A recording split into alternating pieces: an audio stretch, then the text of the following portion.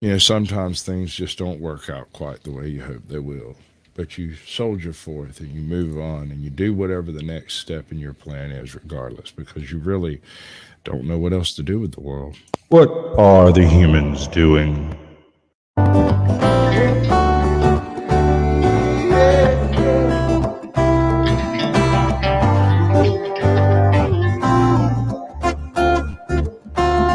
Do you think you're ready? Can you handle the truth?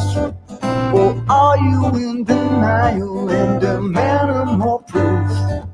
They demonstrate in real time how they're spinning you lies, but no one pays attention, no one opens their eyes.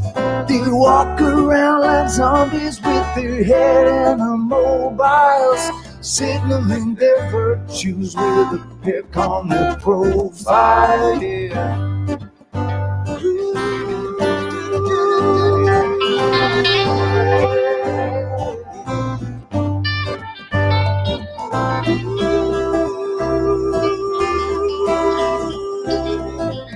Signaling their virtues with a pick on their profile. So if you think you're ready, you don't need more proof. Conspiracy deniers are denying the truth. They fabricate our problems and pretend to provide the best solution, but we all know they lie. They lied about the weapons and they lied about health. They lied about the fact that they're transferring the wealth. You should really notice how they're pushing the fear. Keep everybody terrified and not thinking clear. Yeah. Everybody's not thinking clear. Keep everybody terrified. Yeah, can nothing. Keep everybody terrified and not thinking clear. When you do, you realize that this is the trick. It's getting really stupid now, they're taking the mic. Said, do you think you're ready? Can you handle the truth? Or are you in denial and demanding more proof? They demonstrate in real time how they're spinning you lies, but no one pays attention, no one opens their eyes. They walk around like zombies with their head in the mobiles, signaling their virtues with a pick on their profile. Yeah. Signaling their virtues on their profile. Hey. Good evening, ladies and gentlemen. Welcome to something that was supposed to be Sasquatch Shills, but seems to be turning quickly into a chilling with Sasquatch. We'll see how this goes tonight. I got a couple of folks backstage we're going to talk to until our illustrious guest decides to grace us with his presence, should he choose to do so. First of all, we have Slug over here. Hey, Slug. How you doing? What's up, bud? ATL Atlanta Transparency News. That's ATL Transparency News, right? Mm-hmm. All right. We have Amber Mad World, who probably can't hear us right. Oh, she's gonna eat it up. There you go. Yeah. Is the mic submitting yet? Can you force your mic to submit? Jesus, are you okay? Hey, I'm fine. Don't go into the light. I'm going into the light. Yeah. Don't go into the light. Let's No. do a mistake. Okay. What's up, John Denicola? Good to see you, bud. Welcome to the That's show. what it is right there. Oh, frig. All right. So obviously we are shy one guest. And The main one. Yeah. So What's up? kind of skip ahead to the after dark section that I have sort of set up. I hope it's okay. Well, I mean, if he happens to show up in like the next 15 minutes, we'll roll with it. But if he's more than about 20 minutes late, I'm gonna switch the name on it and we're gonna go with it that way. Because things happen, you adapt. That's all I can tell you.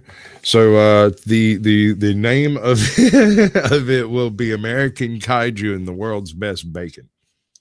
That's a chilling with Sasquatch right there, buddy. Hello, Mom's Wholesome Videos. Good to see you. So, do you know what a kaiju is? Either one of you? No. Okay. So it's part of like some part of the manga / Japanime tradition where giant monsters from Japan are called kaiju, right? So if you have a giant monster in virtually any culture now, it's referred to as a kaiju of some description, right? I did not know that. In Japan, right?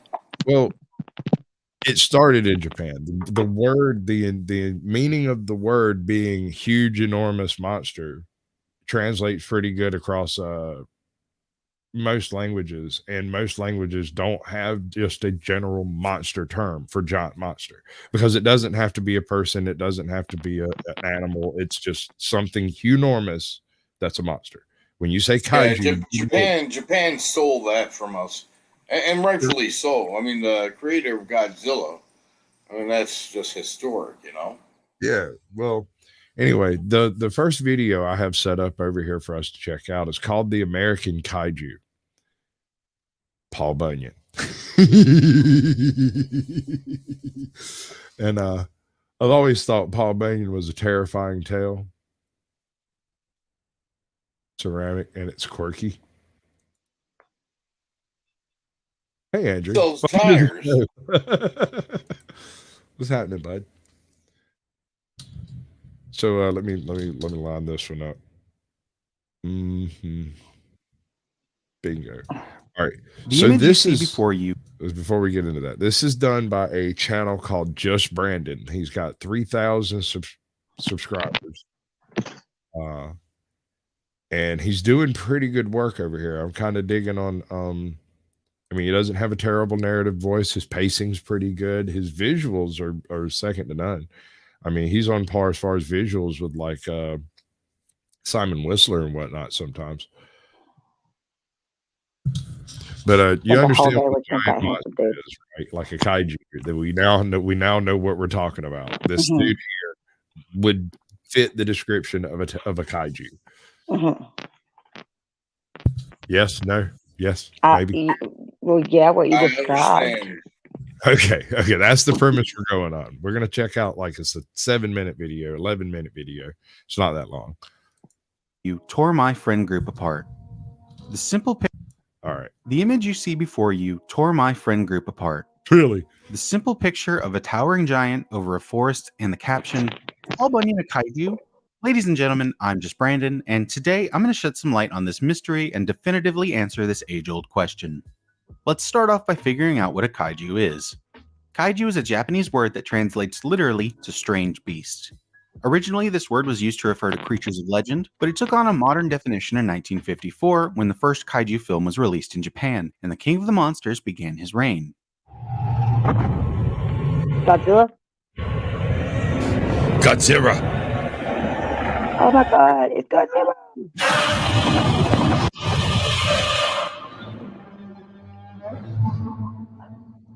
Following the release of the original Godzilla, kaiju would come to refer to a non-human creature that pushed beyond the limits of nature and displayed divine power. Most mainstream kaiju are incredibly large, often hundreds of feet tall, but size is not actually a determining factor in if something is a kaiju or not. The creators of Godzilla and the kaiju film craze have been quoted as saying that kaiju is more than merely big animals. It's the use of special abilities or powers that start pushing a creature into kaiju territory. Also, kaiju often serve as metaphors for various current events. Popular examples of kaiju are Godzilla and Rodan, both of which are large reptilian creatures with nuclear breath attacks that both represent the destructiveness of real-life nuclear weapons.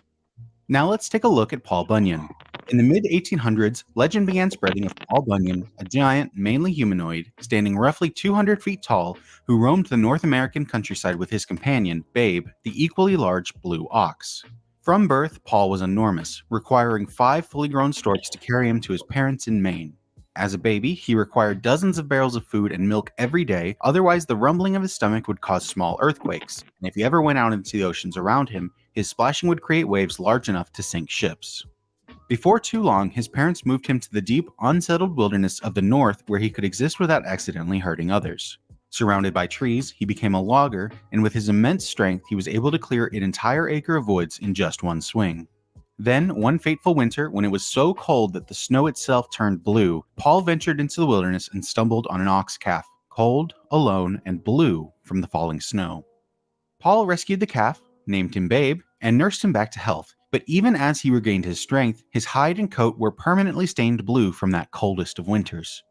As Babe grew up in Paul's care, he grew bigger and bigger until eventually he was just as massive himself. This is where the legend of Paul Bunyan and Babe the Blue Ox really takes form. Once fully grown, Paul and Babe traveled the lands of North America, shaping the landscape at their will. Being a logger at heart, Paul would devote time to clearing the vast unexplored forests, and Babe would carry the timber to and fro across the country. The pair are entirely responsible for the deforestation of the area that would become the Dakotas, and in their free time they would create some of the most well-known landmarks in the United States. By dragging his axe across the ground as he walked Arizona, Paul created the Grand Canyon.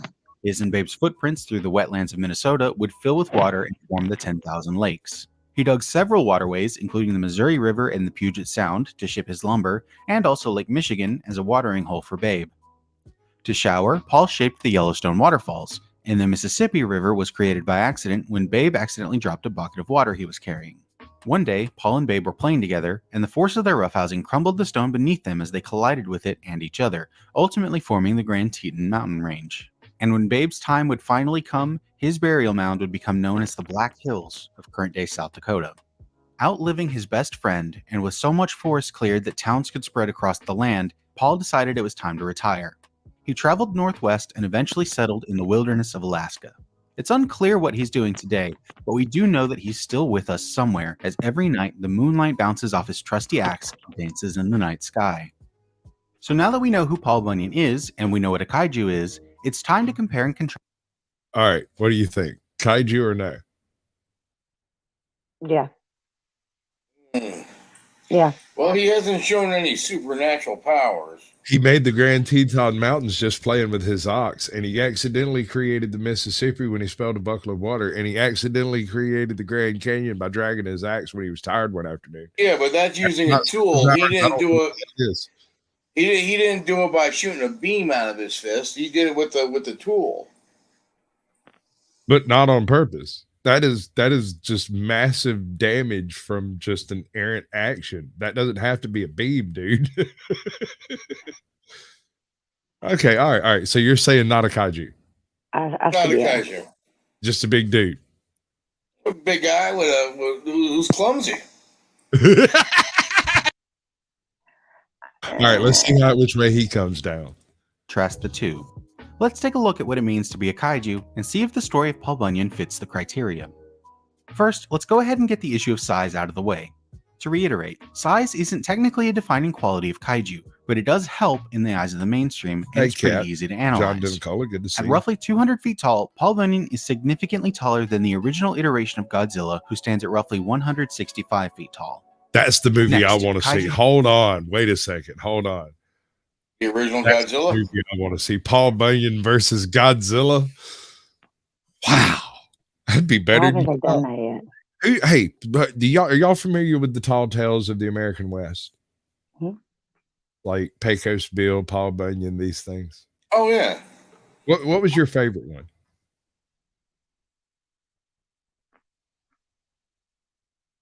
Okay, Corral. That's not a tall tale. That's an actual event. All right.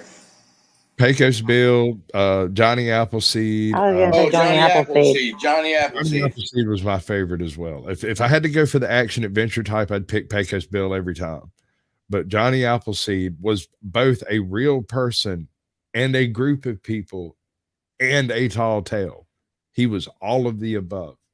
Because in the early days of America, one of the only things you could plant in the Americas, or rather, one of the most reliable crops you could plant in North America at the time was apples. And they didn't have the type of apples we have today. They had to plant hundreds of apple trees in order to find a particular apple that was good so they could propagate it. Johnny Appleseed, and I can't remember the man's actual name. I'll do a show on it later.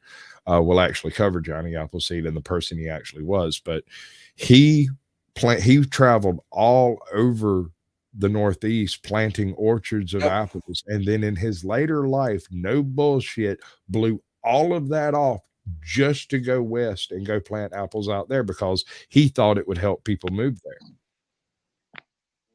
Story goes, he hopped on a train, checked out one afternoon, came back 2 years later, cashed another check, bought some more apple seeds and left. Could you imagine that? Just walking through the wilderness, stoned off your ass, planting apple seeds? I would love it. That's not how he did it. How he actually did it is he would come into a neighborhood, a village or whatever, and he would explain to them that he would like to plant an orchard of apple trees. And they would say, okay, over here somewhere, and he'd tell everybody how to clear it, and he'd have it cleared out, put a wall around it, protection and all that stuff. He'd plant the seeds and put the seedlings in the ground and stick around for a few months to get everything started, and then he'd move on to the next town. On his way back through, he would come through and check and make sure everybody was up keeping the apple trees like they needed to, because after they were alive for a couple of years, you could just turn them loose. They'd survive on their own. They were fine. You know, imagine being a person like that, traveling from town to town. Good to see you, bud. Welcome to the show. Now, I mean, I love the idea of just going out and seeing what's what. I love the concept. Like, people ask, why do you climb a mountain? It's because it's there, man. You don't ask why. You just do it. If you want to do it, do it. If you don't want to do it, I'm not making you do it. Now, where I lived in New York, in upstate New York, I mean, he was a very popular guy because, New York State is all apple orchards when you get, into the northern New York, upstate New York. All apple orchards. I really, really miss eating apples. You know how Barbosa felt about his apples? No, I do not. Barbosa from what is it? The Black Pearl and the Pirates of the Caribbean series, the undead I know pirate. The Black Pearl. Right. The undead pirate that was captain of the Black Pearl for a long time. That guy, how much he loved his apples. That's how much I loved apples. Why is it not letting me copy that? Because it hates you, Emma. It hates you in your very soul. That's going to make me mad. I'm copying it. Anyway, this is the movie I want to see.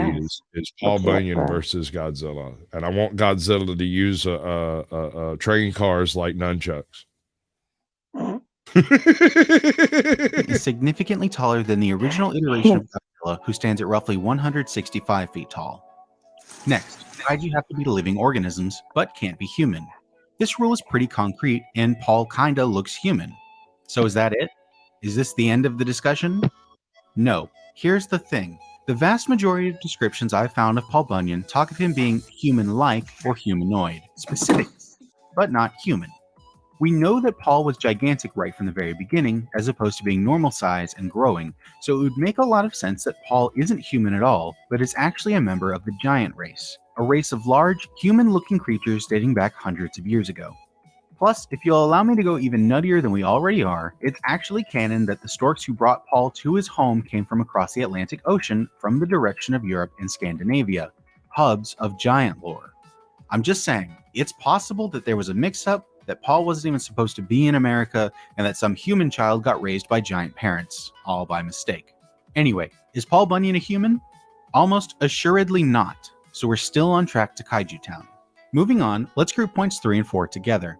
Kaiju originally referred to creatures of legend, and even now are often based on creatures of legend, and they are often representative of larger issues in the world. Paul Bunyan is one of the first true American legends, and based on his character, most likely had similar origins to the impossibly great heroes of other cultures. He is also largely representative of colonization in the Americas, for better or worse. You could interpret Paul Bunyan as someone forging their own path and living the American dream, or as a foreign savior of society in this wild land, or even as someone forced from their home because of towns and cities spreading across the country and taking over the wilderness. All in all, I'd say this is easily another step in the right direction.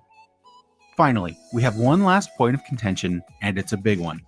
Kaiju need to have some trait, ability, or power that pushes them beyond the limits of nature and into the realm of the divine.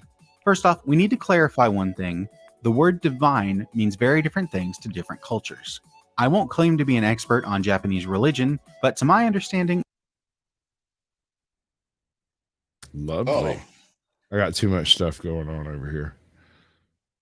But it's happening. Yes, Grasshopper, I agree. Scheduled in the future with one of your He said at the start time. That's weird. The point here is that kaiju needs to be comparable to the Shinto gods.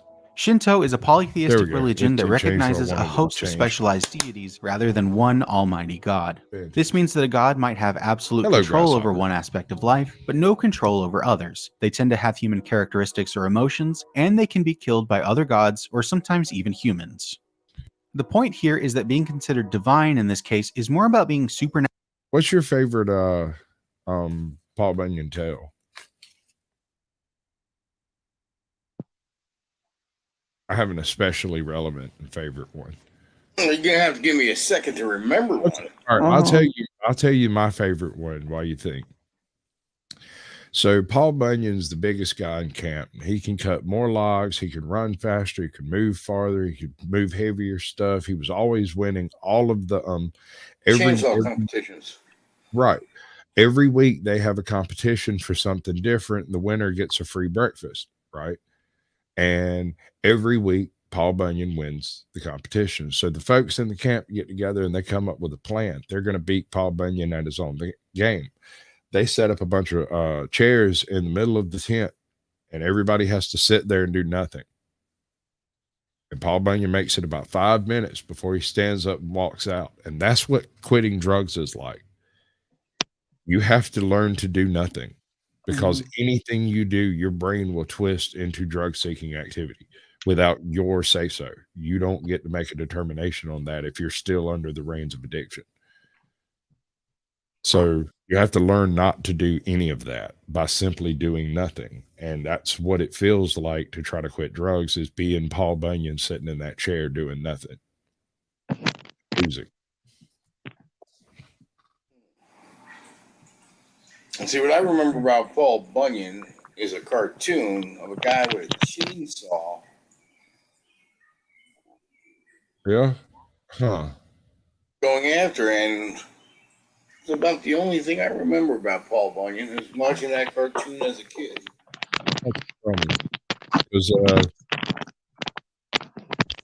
when I was a kid, we was read all these different like John Henry and like Johnny Appleseed and Pecos Bill, who wrangled a tornado. You never heard none of those? Not wrangling a tornado. A cyclone is what he called it. Oh, Johnny Appleseed is the big one that comes to mind. I'll buy that. There's actually several others that I can't bring to mind off the top of my head right now either, but they were all produced in a book. I think it was called The American Tall Tales, or Tall Tales of America, or something along those lines. No, there was one about Lake Michigan too. The Great Lake Superior. I can't remember any of those things. I haven't heard those stories in 30, 40 years. Yeah, no, it's been a long time for me too. I did have a refresher a few years ago when I was reading them to our kids, because I had to go dig those up. I mean, I couldn't stop at just the Greek myths and the Greek tragedies and whatnot.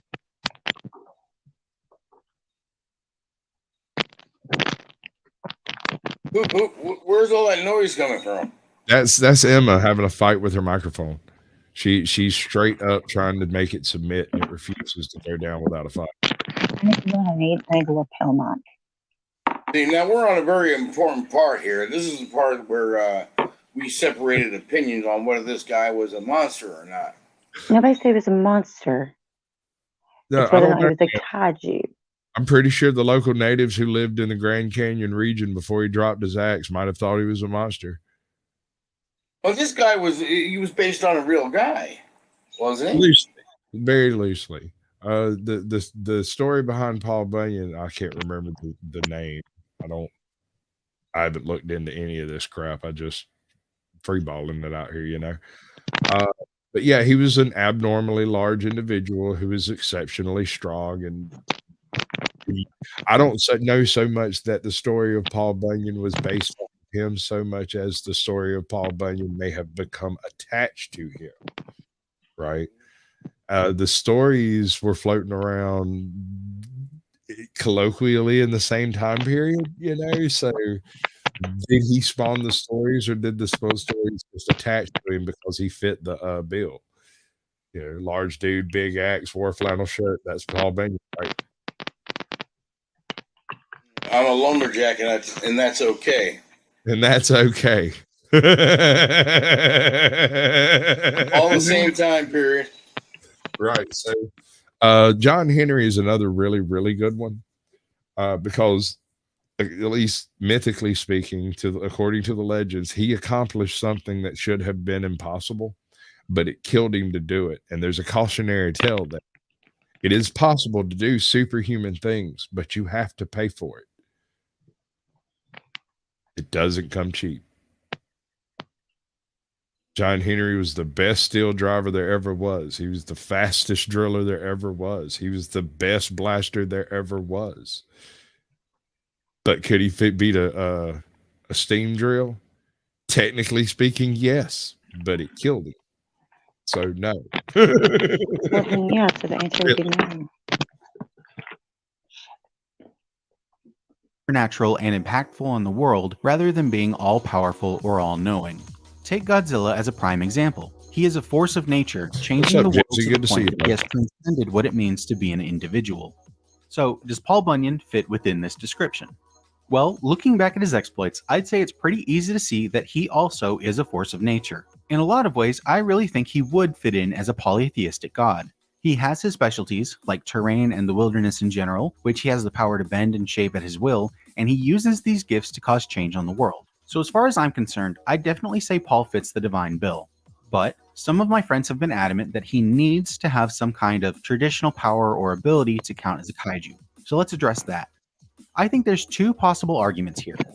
First, if Paul Bunyan truly is of the giant race, which I think is pretty concrete at this point, then he probably has an affinity with the elements of earth or ice, like is common in giant lore.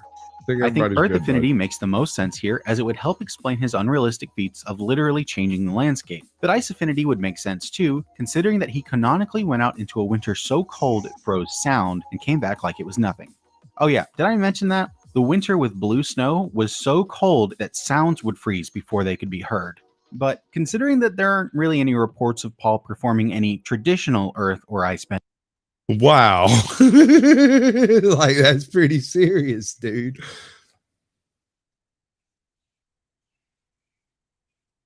Just both freeze? How sound is supposed to freeze before you could hear it? So cold that sound froze before you could hear it. I worked when I worked for J&J. We had a freezer inside of the freezer that was at -80. Yeah. Oh my God. And yeah, you were only allowed in there for like 5 minutes at a time. You had to do a sign. But anyway, yeah. When you went in there, when you took a breath out, you would hear like wind chimes, and it was the ice crystals from your breath. It would come out of your mouth and it would crystallize like instantly. And you were literally, whenever you breathe out, you'd hear like wind chimes, wind chimes, wind chimes. And when you talk, it's almost like it has a staticky sound to it. And I've never been anywhere that cold, dude. I've never been anywhere that cold. The only thing I can associate it with is, and I don't advise anyone to do this. Don't try this at home, folks. I'm a complete idiot. If you get some liquid nitrogen and you take a straw and you put it close to the liquid nitrogen and you blow across the top of it, it makes that weird crinkling sound that you're talking about. But you got to like blow it kind of into the nitrogen. You got to be really careful doing this crap because it's not safe stuff to mess with at all. Hey, what you do with the liquid nitrogen, you put it in a styrofoam cup, and you put some water in it, and what will happen is you'll get like that clear liquid. You'll start seeing like a blue liquid on the bottom of it, and what the liquid nitrogen will do will separate out the oxygen in the water, and you'll get liquid oxygen on the bottom of the nitrogen. And you can use that. You can use that as a no, that makes sense. That actually makes perfect sense because at the temperature of liquid nitrogen, oxygen is liquid at sea level pressure. So it would literally just dissolve it out of the water because the hydrogen is not liquid, but the oxygen is. That's crazy. I had never thought of that. And then you can make a kick-ass propellant from that. That's the stuff that NASA uses for their hey, Harry. rockets. Harry, I really desperately want one of your stickers to put on Stumblebee. What's that? Harry Nuts has made stickers. He's got stickers that say "I heart Harry Nuts," and you know how much I love Harry Nuts. I love Harry Nuts. One of my favorite creators on YouTube. Period. Like out there. He was like my 4th or 5th interview. Like he was right up there with you. And he's out there in the farmland too, isn't he? He's in. I'm going to call it Northern California, although that's not quite accurate. That'll get you in the ballpark. Sup, Gypsy? Good to see you, bud. Grasshopper. Erg. Em dropped out. She froze up for a minute. She'll probably pop back up eventually. And Brooklyn hit me up just a minute ago. I sent him the link, but I hadn't heard out of him since. Apparently, he doesn't Facebook Messenger much, but that's the only way I have to get in touch with him. Oh, you're in North. Oh, yeah, you are on the coast in Northern California, right? Yeah, he's good. No, Harry's got some stuff over there. It's always different. It's always something different. Something. It'd be awesome cars. It might be a backyard barbecue. It might be, you never know. It might be Las Vegas. You never know. All right, we only got a couple minutes of this left. Bending. Let's drop that for now and move on to point 2. Paul Bunyan has incredible super strength. Even at his size, assuming he has natural giant strength, the feats he can perform are astounding. He has literally moved mountains and rivers. I thought about trying to do a fun segment where I tried to use math to calculate just how strong he is, but honestly, I don't need to. Take a look at this fight scene between Godzilla and King Kong from the newest Monsterverse movie, and take note that in this series, both of these two are well over 300 feet tall. A handful of buildings are getting toppled over by the force of the fight, but most of them aren't. That's beautiful, babe. Several of these buildings are getting hit directly by these kaiju, and some of them are getting hit by the axe specifically, and they're kind of just taking those hits. Paul Bunyan and Babe were just play fighting, just playing together, and the force of their roughhousing was so great that they actually destroyed the earth beneath them to the point that they created a new mountain range. What Paul Bunyan can do by accident while he's playing far exceeds what King Kong and Godzilla are doing to each other in an actual fight. It's not even close. In my opinion, this easily pushes Paul Bunyan into divine territory. But no, apparently, just being strong isn't good enough of a power for some people. So is that it? Is this the end?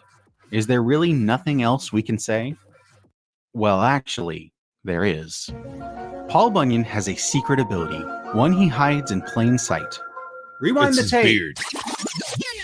As Babe grew up in Paul's care, he grew bigger and bigger until eventually he was just as massive himself. Bigger and bigger, bigger and bigger, just as massive himself. Paul is a giant, but what about Babe? He was just a normal ox, so how did he get so big?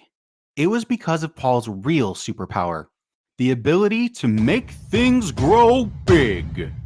It's often overlooked, but it is canon that any animal Paul looks after will grow to insane size, just like himself. There are multiple cases of this happening, but the most notable, after Babe of course, is Bessie the Yeller Cow. Bessie was just a normal cow that Paul bought and raised, and she grew massive enough to become Babe's mate. Being able to change something size like this is well beyond natural ability, so I think this case is closed. Hold on a second. Paul Bunyan is a large, non-human being. All right. Now, I heard that too. I heard that. It's not abnormal if you have access to human growth hormone to go ahead and grow, and that's not magic. And he didn't do all those things by his will. Yeah. He did all those things by accident. Just like anyone else that could blow a bomb up and make it mountain range. This is alongside other things. These are just the passing things that he did. When you lay it down next to like the story of him in Oregon, where he wanders around Oregon competing at different logging competitions, where he swarthed the entire western forest. There's parts of Oregon now that used to be forested that are no longer forested, and they blame Paul Bunyan. Let me tell you something. You give a man enough crack cocaine, and he can do the same exact thing. A little meth, a little crack, doesn't make him divine. It just makes him a crackhead. Crack is God's answer for people who have too much money, in my opinion. Same thing for cocaine. But I'm not hearing anything like magic here. Nothing that can't be accomplished with current day technology. So no kaiju, just a big dude.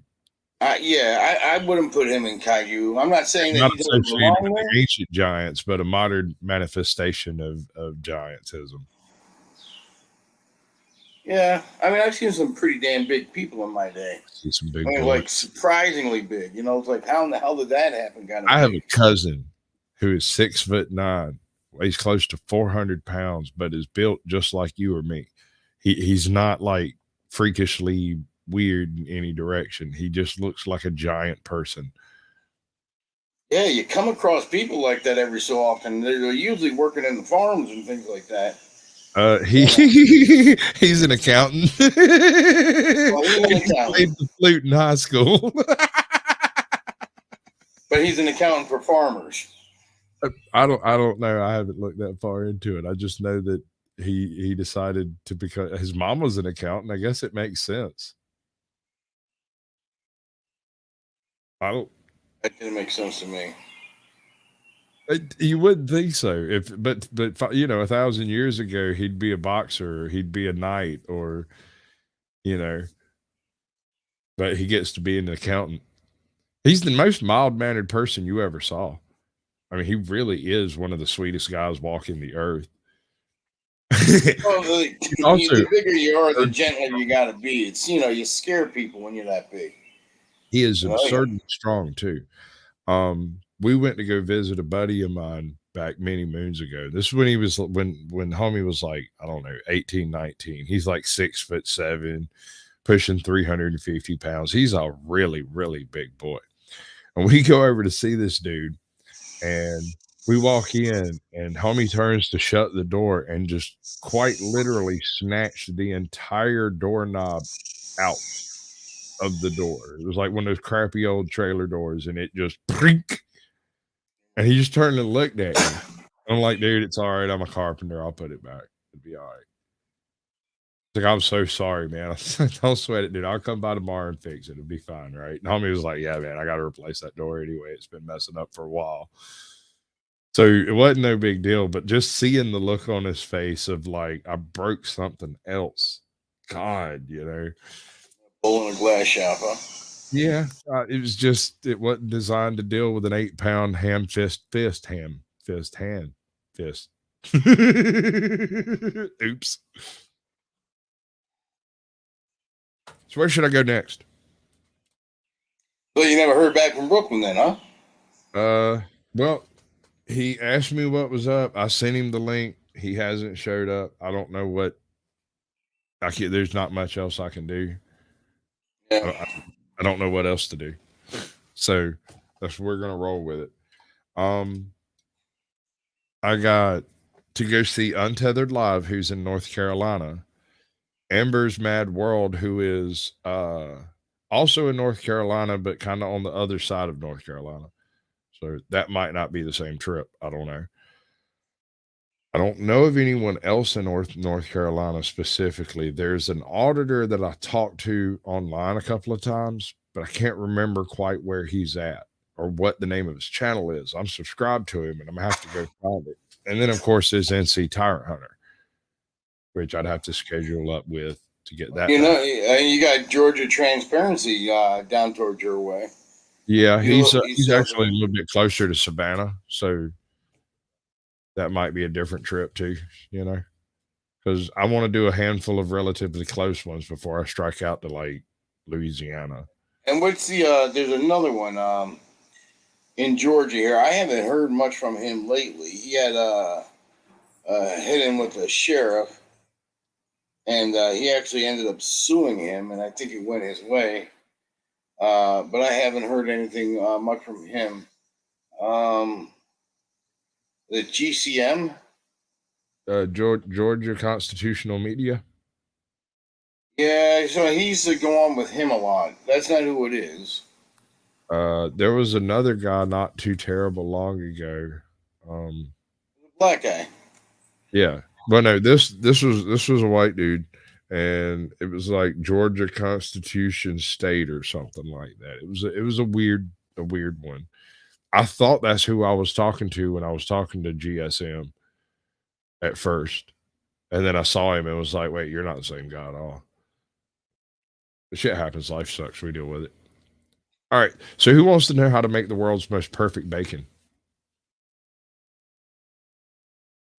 Yeah. Right. All right.